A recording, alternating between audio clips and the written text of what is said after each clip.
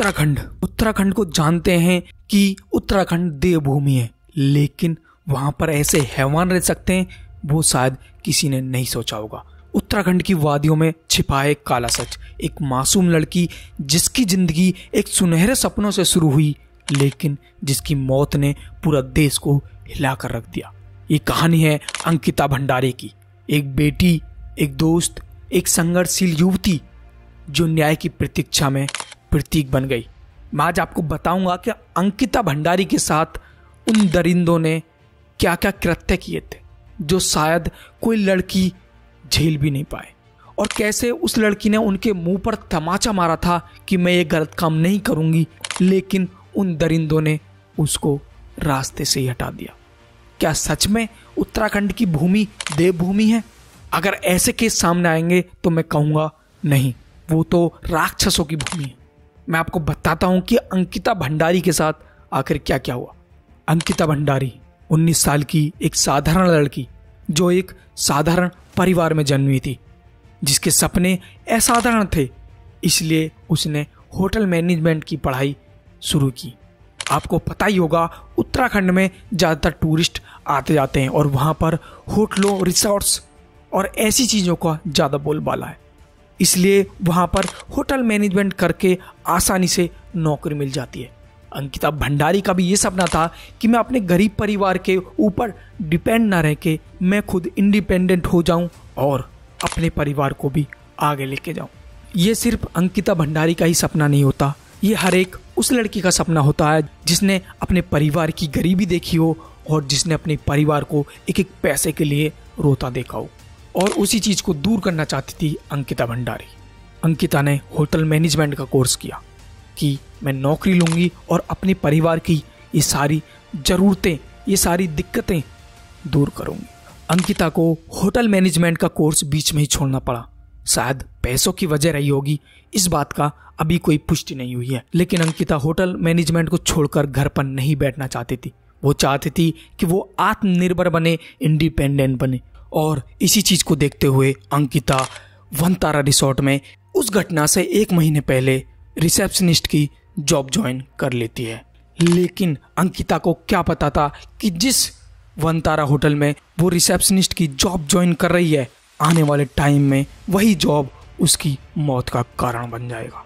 अंकिता को जॉब करते हुए लगभग 1 महीना हो गया था, और 1 महीने के उन दिनों में अंकिता को रियलाइज हो गया था कि जैसा वो सोचकर उस रिसोर्ट में आई थी वैसा वो रिसोर्ट और उसके अनुसार वहाँ के लोग नहीं हैं। वहाँ के लोगों के दिमाग में तो अलग ही फितूर चल रहा था, खासकर रिसोर्ट के मालिक के मन में। बात है 18 सितंबर 2022 की। रिसोर्ट का मालिक पुलकित आर्या अंकिता के पास आता है और अंकिता को टच करता है और किस करने की कोशिश करता है। ये अंकिता की सारी बातें अंकिता के दोस्त के व्हाट्सएप चैट से पता चली। जब ये चैट अदालत में पेश हुए, उस चैट में अंकिता अपने दोस्त से कह रही थी कि आज पुलकित आर्या मेरे पास आता है और किस करने लगता है, लेकिन वो शायद जानता नहीं था कि मैं ऐसी लड़की नहीं हूँ। मैंने उसे धक्का देकर कहा कि आप क्या कर रहे हो, तो वो बोला कुछ नहीं, सॉरी, मुझसे गलती हो गई। ये पुलकित आर्या की हिम्मत कैसे हुई मैं आपको बताता हूँ। जिस दिन अंकिता के साथ ये इंसिडेंट हुआ उसके 1 दिन पहले अंकिता ने पुलकित आर्या से कहा था कि मैं इस रिसोर्ट में स्पा खोलना चाहती हूँ। तो पुलकित आर्या के मन में आया, वैसे भी आपको पता होगा कि इंडिया के स्पाज में आखिर क्या चलता है। स्पा में स्पा का कोई काम नहीं होता, सिर्फ धंधे चलते हैं इंडिया के स्पा। और ये बात शायद पुलकित आर्या को ऐसा लगा कि अंकिता भी ऐसी ही लड़कियों में से एक है, इसलिए पुलकित आर्या ने अंकिता को किस करने की कोशिश की। लेकिन अंकिता, जो उसे इस दुनिया का कुछ नहीं पता था कि स्पा में होता क्या है, अगर उसे ऐसा पता होता तो वो पुलकित आर्या को इस चीज़ का कभी भी प्रपोजल नहीं देती। जब अंकिता पुलकित आर्या को किस करने से मना कर देती है तो वो गुस्से आकर होटल के स्टाफ में मार लगा देता है, और उसके इस रवैये से पूरे रिसोर्ट का स्टाफ डरा हुआ था। और जब ये मैटर शांत हो जाता है तो पुलकित आर्या अंकिता के पास फिर जाता है। वो कहता है कि मेरे 2-4 दिन बाद कुछ VIP गेस्ट आने वाले हैं, तुम्हें उनको एक्स्ट्रा सर्विस देनी होगी। तो अंकिता चौंक जाती है और कहती है, एक्स्ट्रा सर्विस? क्या मैं तुम्हें ऐसी लगती हूँ? तो पुलकित आर्या इस पर कहता है कि वो 10,000 रुपये देने को तैयार है। इस पर अंकिता कहती है कि मैं गरीब बेशक हूँ, लेकिन अपने जिस्म को 10,000 रुपये में कैसे बेच सकती हूँ। सोचिए उस लड़की के मन पर क्या बीत रहा होगा जिसने उसके जिस्म की बोली 10,000 रुपये लगाई पुलकित आर्या ने। ऐसे दरिंदे भी आज के टाइम पर मौजूद हैं उत्तराखंड जैसी देवभूमि में जो ऐसे कृत्य करते हैं। उस चीज़ को लेकर अंकिता बहुत ज़्यादा डिप्रेस्ड हो गई। वो रोने लगी। वहाँ के रिसोर्ट के एक स्टाफ को कॉल करके कहती है कि भैया मुझे कैसे भी करके इस रिसोर्ट से बाहर निकालो, मैं अब यहाँ पर 1 मिनट भी नहीं रुकूंगी। और रिसोर्ट के स्टाफ का वो लड़का कहता है कि मैं आ रहा हूँ मैम, आप चिंता मत कीजिए। और अंकिता उस रिसोर्ट से बाहर आ जाती है और फिर वहाँ पर आता है उस रिसोर्ट का मालिक पुलकित आर्या। पुलकित आर्या फिर उसको समझाता है कि अंकिता मैं तुमको नहीं कह रहा था कि तुम ये सब चीज़ें करो, मैं तो ये कह रहा था कि अगर तुम्हारे नज़र में कोई लड़की हो तो बता दो, मेरे VIP गेस्ट आ रहे हैं, उनको एक्स्ट्रा सर्विस देनी है। ऐसा कर करके वो अंकिता को मना लेता है और कहता है कि चलो मैं तुम्हें छोड़ आता हूँ। और अंकिता पुलकित आर्या के साथ और उसके साथ 2 लड़के उसी के स्टाफ के, एक मैनेजर और एक और लड़का था सौरभ भास्कर और अंकित गुप्ता, 2 बाइकों पर 4 लोग चले जाते हैं। और कुछ दूर जाने के बाद फिर अंकिता और पुलकित आर्या की लड़ाई हो जाती है उन्हीं बातों को लेकर। लेकिन इस बार वो खड़े थे ऋषिकेश के नज़दीक, चिल्ला नहर है उसी का एक डैम था उसके पास। और उस लड़ाई में पुलकित आर्या अंकिता को धक्का दे देता है और अंकिता उस चिल्ला नहर में गिर जाती है।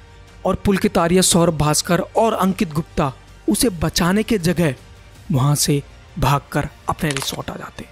और फिर पुलकित आर्या सबूत मिटाने स्टार्ट कर देता है। पहले वो CCTV फुटेज गायब करता है और अदालत में कहता है कि 2 दिन पहले से CCTV कैमरा खराब थे।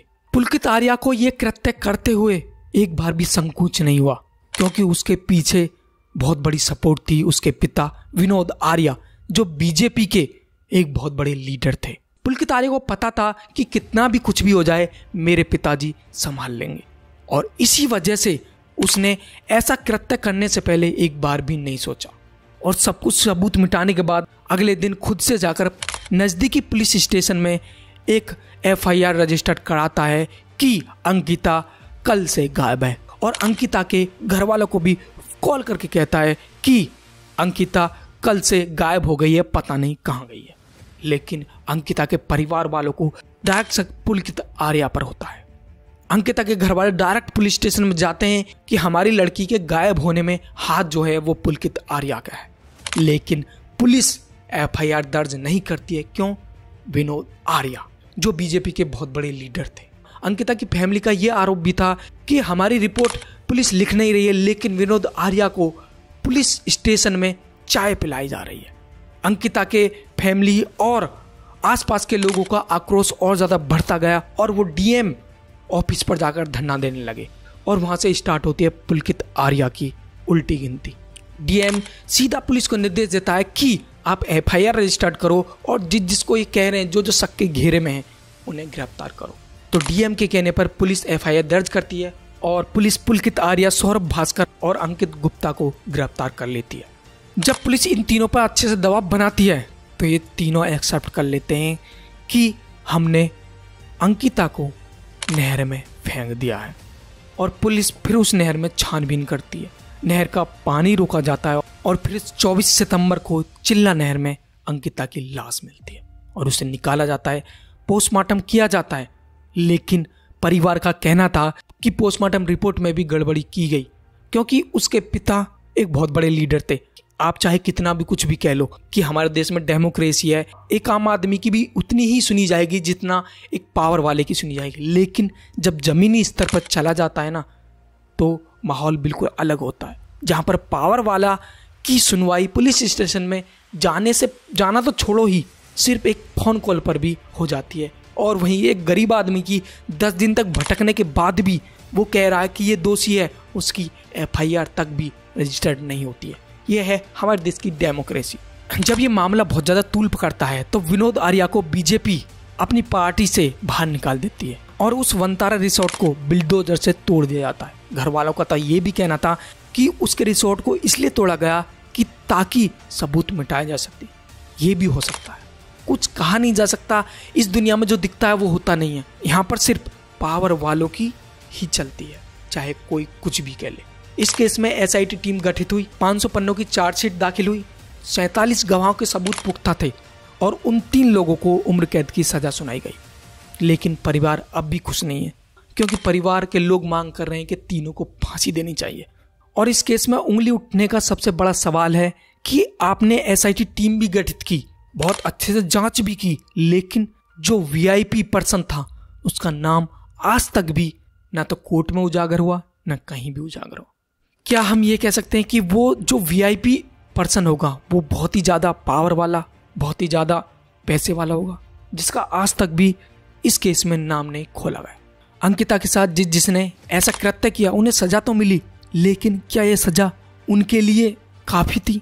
मेरे हिसाब से तो नहीं। जैसा उन्होंने कृत्य किया था, परिवार भी कह रहा था कि उन्हें फांसी दो।